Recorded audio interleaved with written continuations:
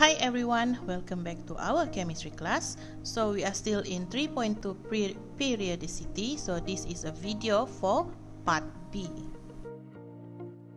So in this video, we will be looking at the variation in ionic radii. So let's compare first the size of positive ion cations with their respective atom. So we will be using sodium atom and also sodium ion. So the first thing that we need to do is to write the electronic configuration for the atoms and also for the ions.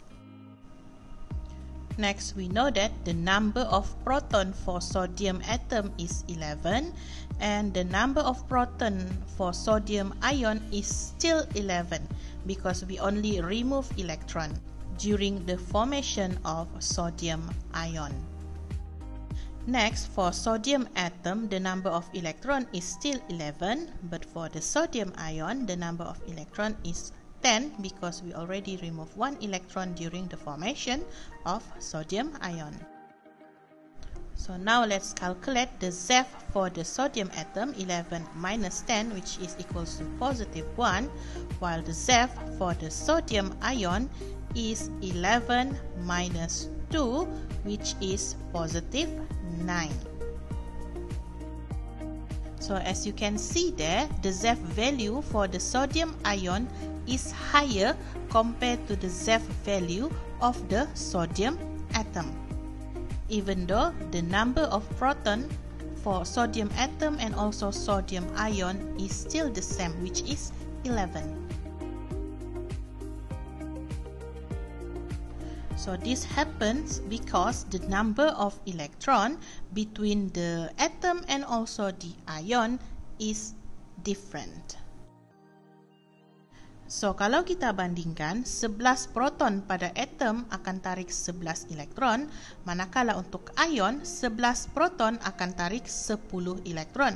Jadi bila kita bandingkan, nukleus pada ion itu dia akan tarik outermost elektron dengan lebih kuat. So ini menyebabkan ionic radius untuk ion akan menjadi lebih kecil. Maka kita boleh buat kesimpulan bahawa cations punya size is less than the atom punya size. So this is a full explanation on what happened just now. So when an electron is removed from an atom, okay, the repulsion or shielding effect between the electrons will be decreasing. Okay, the nuclear charge is still remain the same sebab number of proton dia sama, but the ZeV will be increases. So what happened? The remaining electrons are pulled closer to the nucleus and electron clouds will shrink. Therefore, the radius, the ionic radius will decrease and the cation is smaller than its atom. Next, let's take a look at the size of negative ions and anions with the atom. So untuk ini kita akan tengok fluorine. So sama juga macam tadi, kita write the electronic configuration for both of the atom and also the anions. Next, the number of proton for the atom and also anions will be the same, which is 9. And the number of electron for fluorine atom still 9, but for fluorine ion, it will be 10.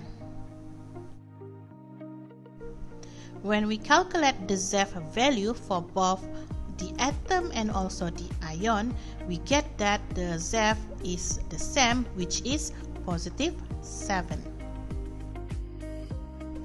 So, how can we explain the variation of ionic radii in anions? Bila kita tengok number of proton dia sama, tapi bila kita tengok dari segi number of electron dia berbeza.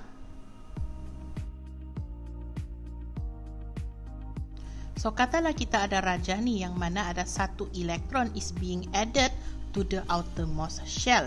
So when electron is added into the outermost shell, the repulsion between the electron will be increasing. So, bila dia saling menolak antara satu sama lain, sebab ada satu elektron yang masuk tadi kan, so elektron itu dia akan spread out. Okay, dia akan spread out, dia akan menjauh antara satu sama lain. Jadi ini akan menyebabkan less force of attraction between the nucleus and also the outermost shell. Okay, dan secara kesimpulannya, the ionic radii will increase. So this is the full explanation about what we have been discussing earlier. So when an electron is added to the atom, repulsion between electrons will be increasing.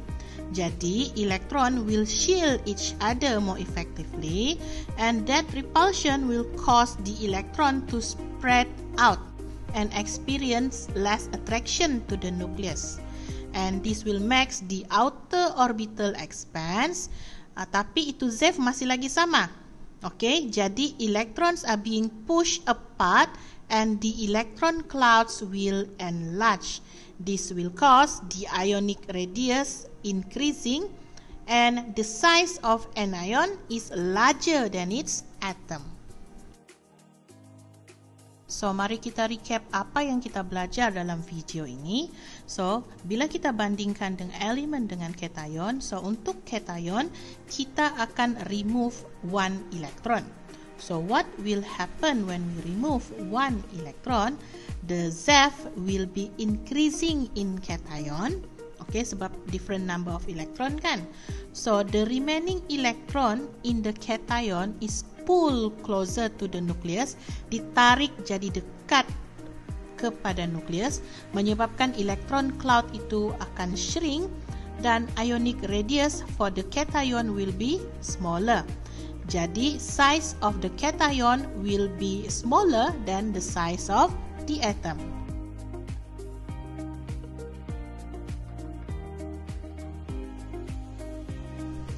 Next, bila kita bandingkan elemen dengan anion. So, elemen dengan anion, so meaning to say, we will add one electron to form the anion. So, what will happen? The value of the Z is still the same, but when electron is added, the repulsion will be increasing. Repulsion between the electron will be increasing. This will cause the electron to spread out. Then, the electron at the outermost shell will experience less attraction to the nucleus, and the outer orbital will expand, mengembang, and menyebabkan the ionic radius for anion will be increasing. So, therefore, the size of anion is larger than its atom. So, itu sahaja untuk video kali ini, video yang agak pendek. So, kita akan sambung untuk video yang akan datang. So, I'll see you in the next video guys. Take care and bye-bye.